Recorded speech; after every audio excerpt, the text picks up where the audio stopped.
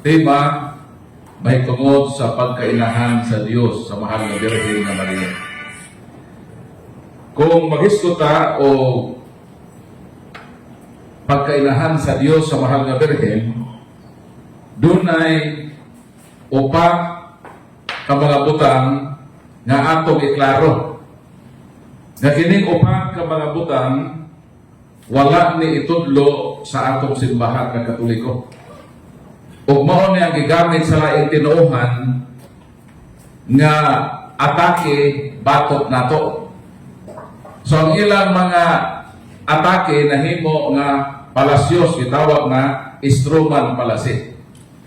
Buti pasabot ilatang gibutang-butangan sa butang nga dili mo'y atong gitudlo.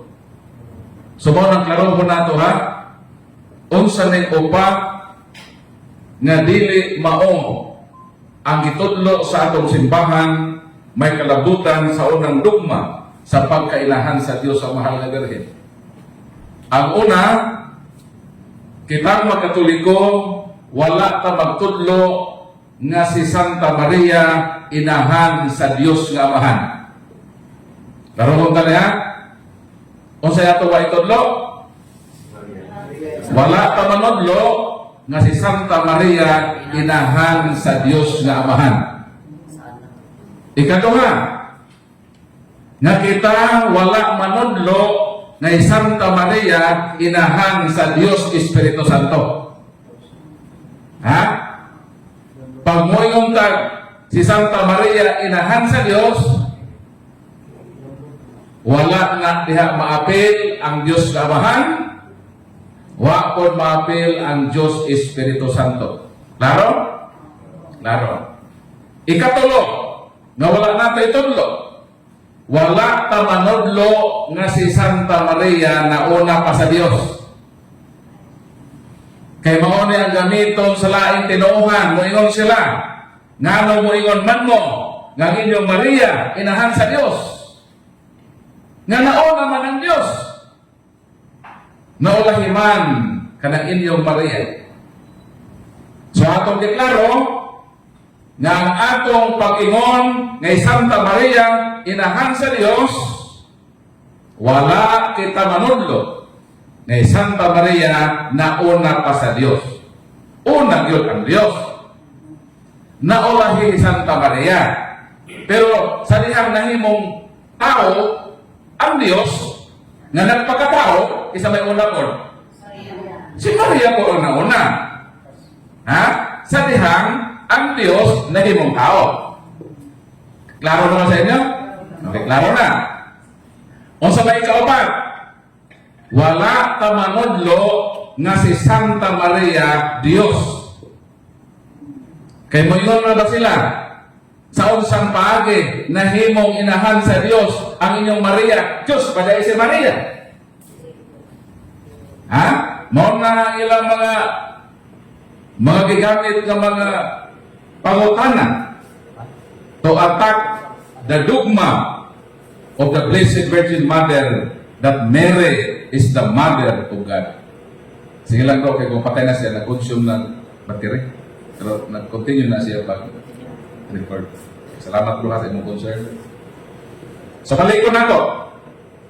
Sa dihang mutudlo ta ngay Santa Maria inahan sa Dios, unsa to upat nga dili kabahin sa maong panudlo. Ako review. Brad Roger, unsa may usa? Sa upat. Wala. Unsa man ang usa sa upat nga wala nato itudlo? Wala na tudlo si Santa Maria inahan sa Dios. Okay, very good. Ikaduha. Pwede mo dugan mo para kasabot ka bro. Sa ikaduha? Ikatulo. Ikaw pa. Sus, magkabrayat yung palagpakan na itong Ginoo. Sumanahan ko ini, na grupo. Dali tagod sila maka-catch up sa atong buti pasabot. Mga pride yun eh. Sumoto lang upat. Sunod, unsa maning duha kadili matuis ka kamatuoran. Ang duha na pod, humana na to upato. Kining sa duha na pod ta, nga dili matuis ka kamatuoran nga si Santa Maria inahan sa Dios. Sa pagpamatuod, sa pagpabaro nga si Santa Maria inahan sa Dios, dunay duha ka dili matuis ka kamatuoran. Gitawag ni nga duha ka haligi sa pagpamatuod. Nga kung dunay mangahas sa pagsupak-supak niining mong dugma, kining duha ka haligi sa dili matuis ka kamatuoran mao ang kinahanglan ko kanon. At tutudloan ng mga lain tinuhan ba? Gusto mo musupak kining atitseng? Bungkagan ng duha. Kung makabungkag mo ining duha, mahukno ang dugma nga gituuhan sa simbahan ng Katoliko. Unsa man ning duha, kadi matuoy sa kamatuoran. Una, nga si Santa Maria inahan ni Jesus. Inahan ba ni Jesus Santa Maria? Mugamit kong duha ka bersikulo. Ang unang nga bersikulo, buhat. Biblical ba? Buhat 1:14 o Juan 2:1. Unahon ako ang Juan 2:1. Sa ikatulo ka adlaw, may kasal dito sa Kana, sa lungsod sa Galilea, o dito ang inahan ni Jesus. Laro? Isa man ang inahan ni Jesus? May lain, kung imong i-continue sa iyang sunod nga mga teksto, muhatod ta ini sa mahal nga Birhen nga Maria. So meaning, ang writer sa Ebanghelyo nagkantar nga si Santa Maria inahan ni Jesus. Ikadua, buhat. Buhat. Kapitulo 1, versikulo 14. Nagtigong kanunay aron mag-ampo, uban usab kanila ang mga babae o si Maria nga inahan ni Jesus o ang iyang mga isuong lalaki. Diklaro na yun, no? Si Maria nga inahan ni Jesus. Mao nang unang haligi. Sa pag-ingon nato nga Santa Maria inahan sa Dios, ang unang haligi mo nga dili matuis ang kamatuoran nga Santa Maria inahan ni Jesus. Ikaduha, nga dili matuis nga si Jesus nga iyang anak Dios. Daghan nga mga nagkadina nga mga bersikulo dito pa lang sa Daang Testamento, Isayas 9, Isayas 7 na ng daan.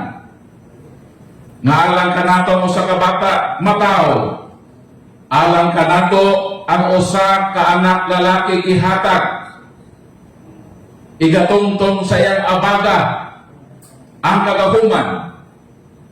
Tawgon siyang maalamon, magtatambag, Diyos na makagahom, amahan na walay katapusan, prinsipe sa pakigdait. Kinsa din ng bata nga matao, nga ipakatao sa mahal nga Birhen nga Maria? Diyos na makagagahom. Juan 1:14 sa sinugdan, mao na ang pulong, o ang pulong ubang sa Diyos, o Diyos ang pulong, o ang pulong na himong tao. Versikulo 14. Sa ato pa kanang Jesus nga anak sa mahal nga Birhen nga Maria, klaro og tataw nga Dios. Kay Diyos man si Jesus, kayang anak, unsa man ay tawag nimo sa nanganak og Dios? Natural inahan sa Dios. Kaya niyang gipanganak Dios man. Karon, kung doon ay masupak ini, magsupak-supak, na ang mahal na Birhen nga Maria, dili inahan sa Dios. Ang sikreto sa pagsupak maune. Dapat ilang supakon nga si Mama Mary dili inahan ni Jesus. Kaya kung makaprove sila anak nga mahal na Birhen ni Maria dili inahan ni Jesus, di ko ba ang atong teaching o saan na ito pag-claim nga ang mahal na Birhen ni Maria inahan sa Dios kung si Jesus na Dios dili niya gipanganak? Mahimo ba niya Guba. na ikaw Lord Roger, mahimo ka anak sa akong inahan? Ikaw man kamuang sa bilahan sa akong inahan? Pwede din na. Ha? So saon pagguba kinahanglan doon nga unsa? Nga wala mga anak ang mahal na Birhen kang Hesus.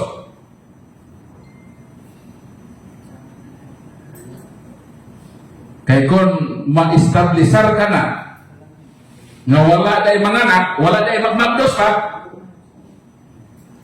wala day magmagdos ng American visa sa 2 ka bulan, o wala magawa sa iyang kaduangkan, kung maprobe na nga wala siya magmagdos kang Hesus, therefore, wala manganak o Hesus, so saan siyang paagi atong i-claim? Na inahan siya sa Diyos, gawa man day sa imagdos sa mahal na Birhen ni Maria. Muna, kanang nasupak-supak, mo na ila unang gagoon. Kung makaguba pa sila ine. Naabay mga has sa pagsupak-supak na wala ipanangkon sa mahal na Birhen si Jesus nga Diyos o wala ipanganak. Masita. Kisa may isog diha, kamuatbang nako. Bako manghagit ha? Kini bang malaing tinuuhan nga si palataki sa Katoliko? Muna ilang duty unta. Kung supako nila ng pagtulungan. Muna guko nila. Dili kay mo yung nga sa usang pagi, inahan sa Diyos, Diyos baday siya. Ano gamito nga nga gaminto? Gawa ng tamanudlo, nga mahal na Birhen Diyos. Nga ano mo ingon mo magkatoliko, Santa Maria, inahan sa Diyos, nauna baday siya sa Diyos. Nanuduleta. Nga nauna siya sa Diyos. Nawakan. Ang atong itudlo, nga siya, nanganak ang Isos. Kung musupak mo, supak ka na. Nawa magmagdos. Kung wag magmagdos, di wa ipanganak, so di sa inahan sa Diyos. Kaya man na ipanganak ang Diyos ka na kimong tao. Sakto ba ko? Sakto. Pero ako mo sa buhat. Sumuna-una. Ang ikaduha, kung naay magsupak-supak, kinahanglan supak ko niya nga si Kristo dili Dios. Kay kung ilang maproybahan nga bisan pa nagmaptos ang mahal na Birhen kang Hesus, siyang kabulan nanganak ang Hesus, apan kung ang iyang ipanganak dili kay Dios, unsa o nato pag-claim that Mary is Mother of God kung ang iyang ipanganak di man dahil Dios? Ha? So, ayun tayo, mapupuin ni kapag tulunangan. So, ang atong itudlo, kung naamay ganahan mo supak, nasupak ka. Supak ka, na si Kristo dili Diyos. Kay kung ma-proven na si Kristo dili Diyos, nan, di tayo tinuod ang tiksik sa Katoliko. Na si Santa Maria, inahan sa Diyos. Kaya anong mainahan man sa Diyos? Na di man Diyos kung hindi pa anak. Mingaw lagi mo. Ay mo kakuol. Kaya di man nila ma-prove yun, pisang ka sa bangan. Ha? Alangatan lang ka to ni nakong Isayas na Bisayas. Nga si Kristo, Diyos na mahagahong. Ato na ni palaksyon. Laksyon na ato ng Juan 1:1, lamang 14. Ugang-uban mga bersikulo na nagpapatuod na si Kristo Diyos. So sa tuubat na may kudlo, kaya may bago na ako. So tuubat, para sila magkadungog po, ikan ninyo. Wala dapat kudlo nga si Maria inahan sa Diyos Amahan. Wala Proceed. wala dapat sa Espiritu Santo. Katulo. Wala si Santa Maria lawas sa Diyos. Kaupat. Na si Santa Maria, Diyos. O, kung siya itong itutlo. Na si Santa Maria, inahan ni Jesus. Kaduha. Na si Jesus, na anak ni Santa Maria, usap at Diyos. Palakpakan na itong Ginoo mo.